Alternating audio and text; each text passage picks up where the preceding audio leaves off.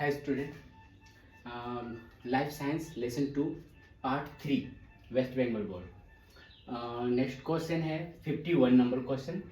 इसमें क्या है, जाइटोनोगेमी। जाइटोनोगेमी किसे कहते हैं? जाइटोनोगेमी किसे कहते हैं? जब एक फूल के परागकण उसी पौधे के दूसरे फूल के वर्तिकाग्र पर स्थानांतरित होते हैं तो उसे हम जाइटोनोगेमी कहते हैं। यानी कि क्या बोला, जब एक फूल है, फूल के ऊपर परागकण जो उपस्थित होता है वर्तिकाग्र पर, यानी कि फूलों के बीच में वर्तिकाग्र पर स्थानांतरित होते हैं तो उसे हम लोग क्या बोलते हैं, जाइटोनोगेमी कहते हैं। 52 नंबर क्वेश्चन है, एलोगेमी किसे कहते हैं? एलोगेमी किसे कहते हैं? जब एक पौधे के परागकण उसी जाति वाले दूसरे पौधे के वर्तिकाग्र पर स्थानांतरित होते हैं, मतलब उसी तरह का पौधा लेकिन दूसरे पौधे में वो उपस्थित होते हैं तो स्थानांतरित होते हैं, तब यह क्रिया को एलोगेमी कहते हैं। 53 नंबर क्वेश्चन है, अभ्रूणपोषी बीज किसे कहते हैं? कुछ द्विबीजपत्री बीजों में बीज पत्र भ्रूणपोष के संपूर्ण संचित पदार्थ को अवशोषित कर फूल जाते हैं जिनसे इनमें भ्रूणपोष समाप्त हो जाता है। ऐसे बीजों को अभ्रूणपोषी कहते हैं। जैसे कौन कौन सा फूल होता है? सेम का, चना का, मटर का आदि। भ्रूणपोषी बीज किसे कहते हैं? भ्रूणपोषी बीज किसे कहते हैं? कुछ बीजों में भोज्य पदार्थ भ्रूणपोष में एकत्रित रहते हैं जिससे भ्रूणपोष फूलकर मांसल हो जाते हैं, गुद्दा उसमें भर जाता है। ऐसे बीजों को भ्रूणपोष बीज कहते हैं, जैसे मक्का हुआ, धान हुआ आदि। ठीक ना। उसके बाद 55 नंबर क्वेश्चन जो बहुत ही इंपॉर्टेंट है। इसमें क्या बोल रहा है, जब किसी कोशिका का अपने विभाजन के ऊपर नियंत्रण नहीं रहता है तब क्या होता है? कोशिका विभाजन को नियंत्रित करने के लिए कुछ विशेष जीन्स पाए जाते हैं जो कोशिका विभाजन को प्रेरित करने या रोकने वाले प्रोटीन्स का निर्माण करते हैं। रोकने के लिए विभिन्न तरह का प्रोटीन का निर्माण होता है।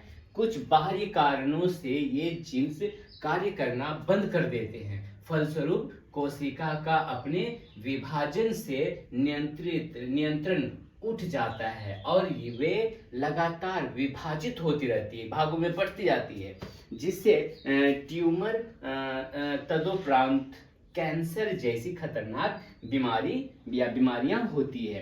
तो कैंसर आदि बीमारी कैसे होती है? इस वजह से। ठीक ना। उसका 56 नंबर क्वेश्चन भी जो है इंपॉर्टेंट है। इसमें क्या है, जीव के लिए प्रजनन आवश्यक क्यों है? जीव के लिए प्रजनन आवश्यक क्यों है?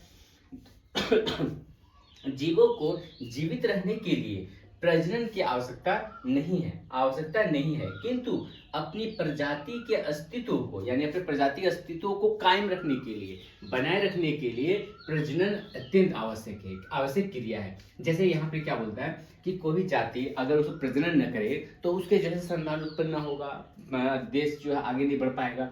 इसलिए क्या बोलता है कि प्रजाति के अस्तित्व को बनाए रखने के लिए प्रजनन अत्यंत आवश्यक क्रिया है। पृथ्वी पर हजारों वर्ष से पादप तथा जंतुओं की अनेक प्रजातियां मौजूद हैं। हर तरह का प्रजाति मौजूद है, किसी कारण?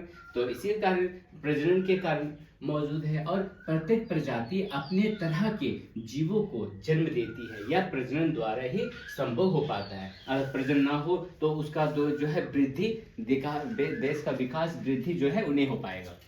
उसके बाद नेक्स्ट क्वेश्चन 57 नंबर, वर्धी प्रजनन और अलैंगिक प्रजनन में अंतर लिखो।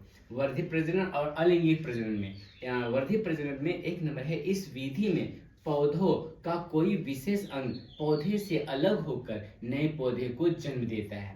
इसमें क्या हो रहा है, इस विधि में सजीव के अंदर बनी विशेष रचनाओं से नए जीव की रचना होती है। 2 नंबर, यह विधि प्राकृतिक तथा कृत्रिम दोनों प्रकार से होती है या केवल प्राकृतिक विधि द्वारा होती है। यह प्रजनन केवल पौधों में होता है या प्रजनन जंतुओं तथा पौधा दोनों में होता है। ये है 57 तक क्वेश्चन कंप्लीट कर लो।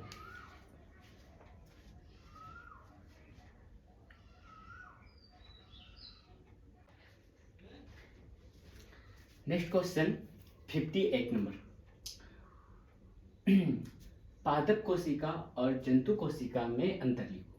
तो पादप कोशिका एक जंतु कोशिका।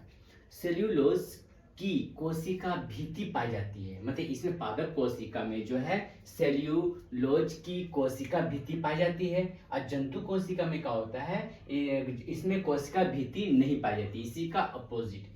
इसमें लाइसोसोम नहीं पाए जाते, इसमें लाइसोसोम पाए जाते हैं। पादप कोशिका में सेंट्रोसोम अनुपस्थित रहता है, और जंतु कोशिका में सेंट्रोसोम उपस्थित रहते हैं, है ना। अनुपस्थित यानी कि नहीं रहते, इसमें रहते हैं।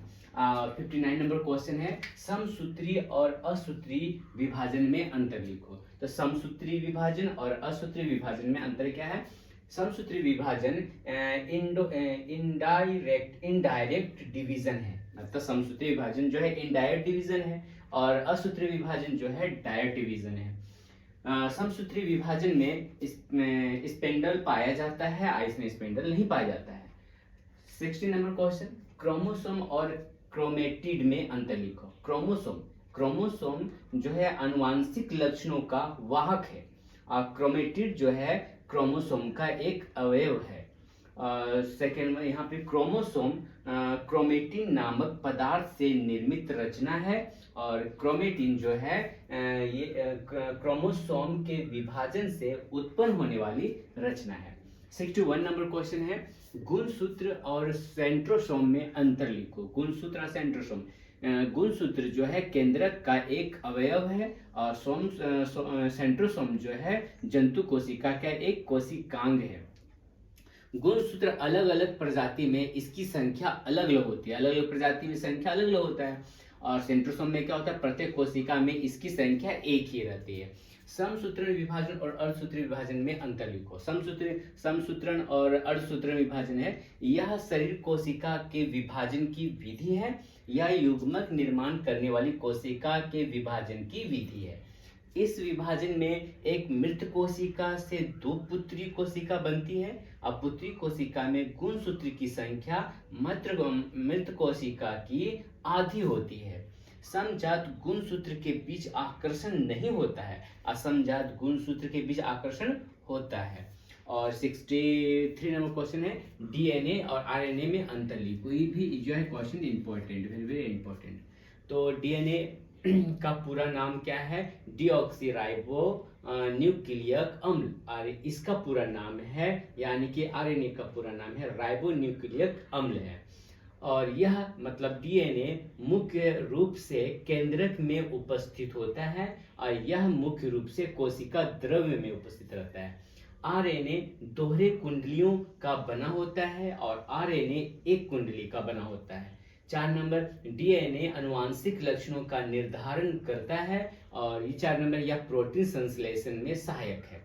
सेंट्रोओल और सेंट्रोमियर में अंतर लिखो। सेंट्रोओल और सेंट्रोमियर, सेंट्रोओल सेंट्रोसोम का एक भाग है, और सेंट्रोमियर गुणसूत्र का एक भाग है। सेंट्रोम से तारक किरणें और तरकु उत्पन्न होते हैं, इससे तरकु उत्पन्न नहीं होते हैं। अंत अवस्था के अंत में इसका निर्माण प्रारंभ हो जाता है, और इसमें गुणसूत्र के निर्माण में समय से ही इसका भी निर्माण शुरू हो जाता है। तो इसको जो है जल्दी कंप्लीट कर लेना है।